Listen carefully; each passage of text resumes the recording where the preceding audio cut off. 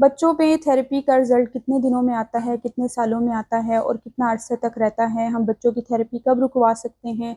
बच्चों का normal school कब एडमिशन करवा सकते हैं? क्या हमारा बच्चा सारी ज़िंदगी बिना थेरेपी के अगर हम लेकर चलें तो क्या ठीक रह सकता है? इस तरह के बहुत सारे क्वेश्चंस हैं जो पेरेंट्स मुझसे डीएम में पूछते हैं। देखें, अगर आप अपने बच्चे का एबीए थेरेपी स्टार्ट करवा रहे हैं या बिहेवियर थेरेपी, ये दोनों मर्ज होती हैं। इसके साथ आर्ट और प्ले थेरेपी भी होती है, जो चीज़ों के साथ इन्वॉल्व होनी बड़ी ज़रूरी होती है। सिर्फ एबीए और बिहेवियर थेरेपी पे काम नहीं हो रहा होता, मल्टीपल थेरेपीज और उसकी टेक्निक्स काम कर रही होती हैं बच्चे के साथ। आपने अगर बच्चे की थेरेपी स्टार्ट करवाई है तो यकीनन आप उसका डिसऑर्डर और उसका लेवल ऑफ सिवियरिटी जानते होंगे।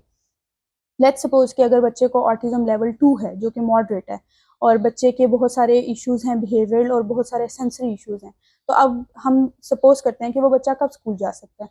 देखें, जब थेरेपी स्टार्ट होती है ना, तो थेरेपी को रिस्पॉन्ड करने में बच्चा तकरीबन 2 से 3 हफ्ते, और ये वो बच्चा बता रही हूँ जो बहुत कंप्लाइंट हो, पेरेंट्स बहुत अंडरस्टैंडिंग और वैसे हों कि हर चीज़ टाइम पे प्रोवाइड करें जो थेरेपिस्ट को रिक्वायर्ड हो, तब ऐसा होता है। अदरवाइज 2 से 3 महीने लग जाते हैं बच्चे के साथ रेपो बिल्ड करने में। जब एक दफ़ा बच्चे के साथ रेपो बिल्ड हो जाती है ना, तो फिर बच्चा फ्लो में आ जाता है। बिल्कुल ऐसे ही जैसे हम कुछ स्किन पर ट्राई करते हैं, तो एक दिन में हमारी स्किन मूद होते ही ठीक नहीं हो जाती। हमें उस पर कंसिस्टेंट रहना पड़ता है कुछ वीक्स तक, और रिकमेंडेड 4 वीक्स होते हैं। उसके बाद वो स्किन हमारी उस तरह रिस्पॉन्ड करना शुरू होती है, तब भी एकदम से जादू नहीं हो जाता। फिर ग्रेजुअली स्किन बेटर हमें खुद फील होना शुरू होती है। सेम ऐसी थेरेपी में भी पहले बच्चे को थेरेपिस्ट के साथ अपना बॉन्ड बनाने में, अंडरस्टैंडिंग करने में एक टाइम लगता है, उसकी चीज़ों को अंडरस्टैंड करने में। सेम ऐसे ही थेरेपिस्ट को भी टाइम लगता है एक बच्चे की लेवल ऑफ चीज़ों को अंडरस्टैंड करने में, कि इसका लेवल ऑफ ये कैसा है, आईक्यू लेवल कैसा है, इसका ह्यूमर कैसा है, ये बच्चा टच पसंद करता है कि नहीं करता। फिर उसके साथ उस तरह की एक्टिविटीज़ बनानी पड़ती हैं। कुछ बच्चे टच पसंद नहीं करते, उनके साथ उस तरह की एक्टिविटीज़ बनानी पड़ती हैं। तो ये सब चीज़ें देखने के बाद बच्चा रिस्पॉन्ड करता है। अब अगर हम सिर्फ मॉडरेट बच्चे ही 2-3 ले लें ऑटिज्म के, तो क्या वो सब इकट्ठे एक साथ स्कूल जा सकते हैं नॉर्मल, अगर उनकी थेरेपी अच्छी वर्क कर रही है? तो इसका आंसर है नो। कुछ बच्चे कुछ चीज़ों को बहुत अच्छे से रिस्पॉन्ड करते हैं और रिग्रेस नहीं करते। कुछ बच्चे बहुत टाइम लेते हैं लेकिन वो भी रिग्रेस नहीं करते, लेकिन वो कुछ चीज़ को समझने में थोड़ा-सा टाइम लगाते हैं। और कुछ बच्चे बहुत क्विक लर्नर होते हैं, लर्न तो कर लिया लेकिन जैसे ही आप 2-3 न्यू चीज़ों पे गए हैं तो पहली चीज़ वो फिर से भूल जाते हैं। इसको कहते हैं रिग्रेशन, कि स्किल्स हमने सिखाए थे बच्चे को, हमने लैंग्वेज सिखाई थी बच्चे को, हमने उसकी सेंसरी इश्यूज़ कंट्रोल कर लिए थे, लेकिन जैसे ही वो चीज़ें उसकी आईपी से हटा के हमने अपडेटेड आईपी में अपडेट की, तो वो चीज़ें वो बच्चा भूल गया और वहाँ पे आके फिर खड़ा हो गया। तो डिपेंड करता है, हर बच्चा यूनिक है, हर बच्चे के यूनिकनेस डिफरेंट है, उसकी स्किल्स और लर्निंग डिफरेंट है। तो बच्चा यूनिक है, तो हम हर बच्चे का सेम नहीं कह सकते कि वो अगले साल से स्कूल जाएगा या नहीं जाएगा। मेरे बहुत सारे स्टूडेंट्स बहुत जल्दी भी स्कूल गए, कुछ स्टूडेंट्स को टाइम भी लगा। वही वाली बात है कि आप जितना लेट करेंगे थेरेपी में, उतना ज़्यादा टाइम भी लगेगा थेरेपी के रिजल्ट में, क्योंकि बच्चा बड़ी डिफरेंट चीज़ें सीख चुका होता है इन्वायरमेंट से। 4 साल का बच्चा बहुत सारा कुछ, अपनी ज़िद कैसे मनवानी है, कैसे मेरे पेरेंट्स मेरी बात मानेंगे, मैंने कैसे किस चीज़ पे रोला डालना है, रोना है, धोना है, और मैंने किसको कैसे रिस्पॉन्ड करना है, गुस्सा कैसे एक्सप्रेस करना है, वो ये सब चीज़ें सीख चुका होता है। कैसे डरना नहीं है, डर गया हूँ तो कैसे रिस्पॉन्ड करना है, वो बड़ी सारी चीज़ें सीख जाता है। लेकिन अगर बच्चा 2 साल का, 2.5 साल का है, आपको ऑटिज़्म के सिम्पटम्स क्लियरली नज़र आ रहे हैं कि वो अपने टोज़ पे चल रहा है, टोज़ पे नहीं चल रहा तो कानों को बंद कर रहा है, कानों को बंद नहीं कर रहा तो कोई बॉडी मूवमेंट ऐसी है, बॉडी मूवमेंट ऐसी नहीं है तो आई कॉन्टैक्ट नहीं दे रहा, सोशल उसके इमोशंस बड़े वीक हैं, वो सोशल रिस्पॉन्ड नहीं कर रहा है, इंटरेक्शन उसकी ज़ीरो है, कोई ना कोई सिम्पटम्स ऐसे होंगे, ज़रूरी नहीं है सब सिम्पटम्स हों। हो सकता है आपका बच्चा आई कॉन्टैक्ट अच्छा देता हो फिर भी उसको ऑटिज़्म हो सकता है आपका बच्चा कान कवर ना करता हो फिर भी उसको ऑटिज़्म हो, टोज़ पे ना चलता हो फिर भी ऑटिज़्म हो। सिर्फ ये सिम्पटम्स होना ज़रूरी नहीं है, इसके साथ सिम्पटम्स की एक क्राइटेरिया होता है जो मीट करना ज़रूरी होता है, वो DSM-5 है। ठीक है, अब हम वापस टॉपिक पे आते हैं। तो हर बच्चा यूनिक है, हर बच्चा डिफरेंट है।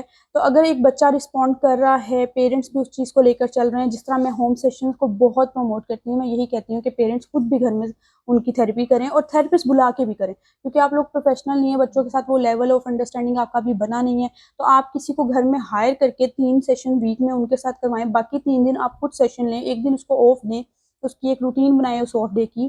तो इन चीज़ों के साथ आप जब आप चलते हैं ना, तो आपका बच्चा बहुत जल्दी कवर करता है। आप थेरेपिस्ट से बड़ी सारी चीज़ें, उसकी लैंग्वेज और उसकी चीज़ों को सीख रहे होते हैं। तो इस तरह बड़ी सारी चीज़ें जब आप स्टेप बाय स्टेप कर रहे होते हैं, बच्चे की प्रोग्रेस आपको पता चल रही होती है, आप उसके साथ खुद भी काम कर रहे होते हैं, बच्चे का अंडरस्टैंडिंग लेवल सिर्फ थेरेपिस्ट के साथ नहीं, आपके साथ कम्युनिकेशन लेवल सब चीज़ें बन रही होती हैं, तो फिर आप उसका स्कूल में एडमिशन करवाने का सोच सकते हैं कि अब उसकी ऑन सीट बहुत अच्छा हो गया है, क्योंकि मेन चीज़ स्कूल में होती है ऑन सीट। अगर आपका बच्चा बैठ ही नहीं सकता, कुछ देर भी नहीं बैठ सकता, 5 मिनट मैक्सिमम बैठा है, उसके बाद वो उठ रहा है, तो आप देखें स्कूल वाले डिस्टर्ब होंगे ही होंगे, आपको कॉल्स आएँगी आएँगी। अगर अगर वो कॉल्स नहीं कर रहे और स्कूल का लेवल ये है कि बस उनको एडमिशन चाहिए स्ट्रेंथ के लिए, तो आपके बच्चे का वक़्त ज़ाया हो रहा है। आपको हकीकत पता है अपने बच्चे की, वो आपके बच्चे का भला नहीं सोचेंगे, वो अपने स्कूल का भला सोचेंगे। तो जब आपके बच्चे का ऑन सीट अच्छा हो जाए, 1 डेढ़ घंटे के बैठने जोगा हो जाए, इतना लेवल हो जाए कि वो कमांड फॉलोइंग कर रहा है, बेसिक चीज़ें, तो फिर आप उसको स्कूल डालने का सोच सकते हैं। और वो भी ये नहीं कि आपके बच्चे की एज के अकॉर्डिंग ग्रेड 1 बनता है, ग्रेड 1, तो आप उसमें नहीं डाल सकते उसको, उसके लिए बहुत डिफ़िकल्ट हो जाएगा, क्योंकि उनकी जो सोशल वो होती है, वो बड़ी हाई होती है एक्सपेक्टेशन, बच्चा उसको मीट नहीं कर सकेगा। और सेकेंडली वहाँ पे स्टडीज़ के जो वर्ड्स और वो चीज़ें हैं, वो भी बहुत हाई होती हैं। आपने अपने बच्चे को एक स्टेप नीचे रखना होता है। एक टाइम आएगा कि शायद आपको स्टेप ऊँचा ही करना पड़े, लेकिन स्टार्ट आपने बच्चे को छोटे-छोटे स्टेप से देना है, क्योंकि छोटे-छोटे स्टेप्स आपको मंज़िल पे लेके जाते हैं, बड़े-बड़े स्टेप्स कई दफ़ा आपको गिरा देते हैं। और बच्चे के मामले में अगर जब वापस आना पड़ता है ना, तो वक़्त का बहुत ज़्यादा मसला होता है कि बच्चे ने वो एज गुज़ार दी है, फिर पेरेंट्स इतना एक्सपेंस कर रहे हैं, इतना पैसा लगा रहे हैं, फिर वो थेरेपिस्ट बार-बार अवेलेबल नहीं होता। जैसा कुछ बच्चों के साथ अगर मैं काम कर रही हूँ, तो मैं सारी लाइफ़ नहीं करूँगी। कुछ वक़्त के बाद स्टूडेंट्स की स्लॉट अवेलेबल होती है, न्यू स्टूडेंट्स आ जाते हैं, तो पुराने स्टूडेंट्स अगर वापस भी आते हैं, तो उनको स्लॉट नहीं मिलती मेरे साथ। तो वो न्यू थेरेपिस्ट के साथ जाते हैं, फिर वो ज़ीरो से काम शुरू होता है, फिर वो उसके साथ रैपो बिल्ड करता है, क्योंकि हर बंदे का टोन डिफरेंट है। मेरी टोन बहुत पोलाइट है बच्चों के साथ, बहुत डिफरेंट है, बहुत ऐसी है कि बच्चा उसको बड़ी जल्दी पिक करता है, लेकिन कुछ की टोन डिफरेंट होती है, कुछ का वे ऑफ टॉकिंग डिफरेंट होता है, बॉडी लैंग्वेज डिफरेंट होती है, बच्चा उसको अंडरस्टैंड करने में टाइम लगाएगा।